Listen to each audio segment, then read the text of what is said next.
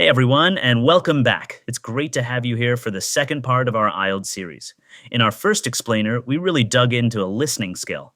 Today, though, we're going to tackle the part that makes a lot of people nervous, the speaking test. So, what is it that makes the speaking test feel so different? Well, unlike reading or writing, where you get time to think and plan, speaking is all about spontaneity. You've got to process a question, come up with an answer, and say it clearly, all in just a few seconds. But hey, don't worry. Success isn't about having perfect, flawless English. It's really about understanding the test, knowing exactly how you're scored, and using some key strategies to show the examiner what you can do. And to help you do just that, here's our game plan. First, we'll look at the test components and timing, what to expect and when.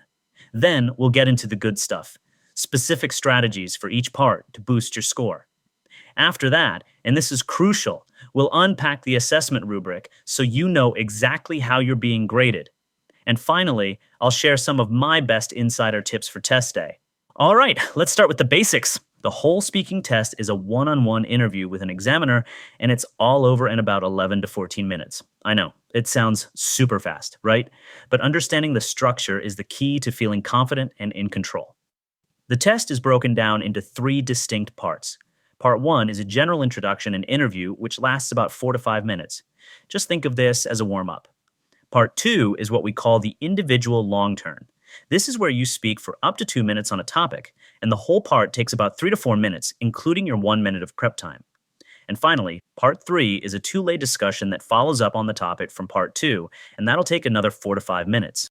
And you can see here how the questions really evolve. In Part 1, you start with simple, personal questions about things you know well. Your home, your job, your hobbies, easy enough. Then, in Part 2, you have to describe something in more detail. And finally, in Part 3, things get a bit more abstract. The discussion moves away from you personally and into bigger, more general ideas, like the effects of globalization. All right, now for the most important section, our strategies. Because look, knowing the structure is great, but knowing how to answer the questions, well, that's what's going to get to that high band score. Let's go through each part, and I'll give you some really practical techniques you can use. All right, let's take a closer look at Part 1, the interview. This is your chance to make a fantastic first impression. The questions are pretty straightforward, all about familiar things like your family, your job, studies, or hobbies. The examiner just wants to ease you in and get a feel for your English level. Now, this right here, this is the single most important thing to remember for Part 1. You have to extend your answers. So if the examiner asks, where do you come from? And you just say, Mashhad, well, that's a huge missed opportunity. It's a correct answer, sure, but it doesn't show them what you can do. A great response gives a little more detail, a little more flavor. It shows off your language skills. Now, a fantastic little tool to help you expand your answers is something I call the REDS framework. You can give a reason, offer an example, give some details, or speculate. You don't have to use all four for every single question. That would sound crazy. But just try to pick one or two.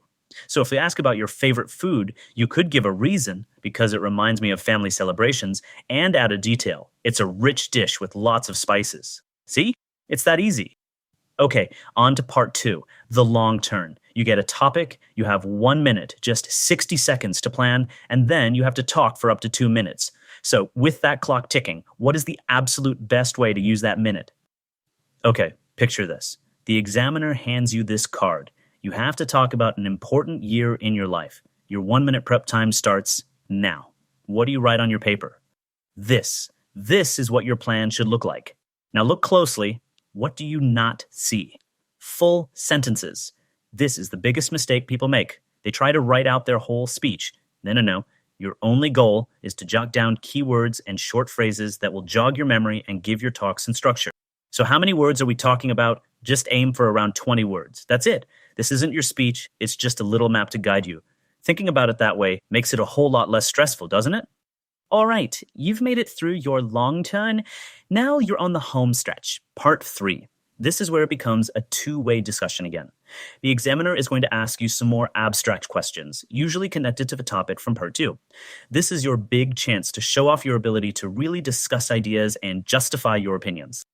So what does abstract actually mean here? Well, if your Part 2 topic was describe a teacher you admire, a Part 3 question might be something like, what qualities make a good teacher in general, or how has technology changed education? You see how it shifts from your personal story to a bigger, more general idea? This is where you need to show you can discuss opinions and justify them. To really nail this part, there are 4 key things to remember. 1. Listen very carefully to what's being asked. 2. Go into detail. That REDS framework we talked about works perfectly here too. 3. Always give reasons for your opinions. And finally, and this is a big one, if you don't understand something, ask for clarification. Saying, "Could you please rephrase that?" shows you're a confident communicator, not a weak one. Okay, we've got our strategies down, but to really get a high score, you need to get inside the examiner's head. You need to understand exactly what they're listening for. And that brings us to the official assessment rubric.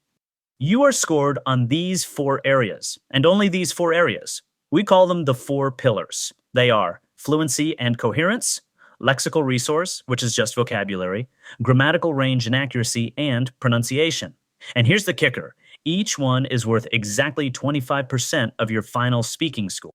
So pillar number 1, fluency and coherence. This is all about flow. Are you speaking smoothly, at a natural pace? Are you connecting your ideas together with words like also, however, or as a result?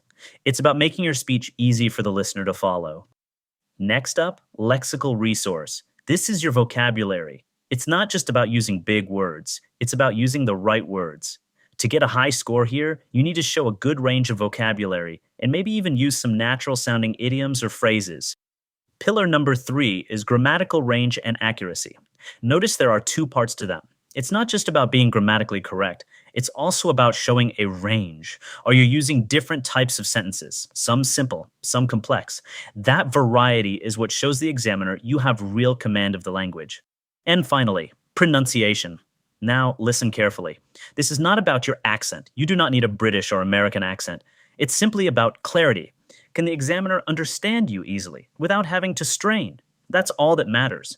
It's about things like intonation and word stress. Okay, let's wrap this up. I want to leave you with a few of my final high-impact tips that will really help you feel ready on test day. Here are 4 things I always tell my students right before their test. 1, it's fine to use natural filler phrases like, that's an interesting question. It buys you a few precious seconds to think. 2, and I'll say it again, it is absolutely okay to invent things. 3, asking for clarification is a smart communication strategy. And 4, don't try to speak too fast, just focus on speaking clearly at a natural pace. Thank you so much for joining me today. If you found this helpful, please hit that subscribe button for more of our IELTS series. I'd love to see your target band score in the comments below, and of course, share this with a friend who's also preparing. Let's keep learning together. Good luck.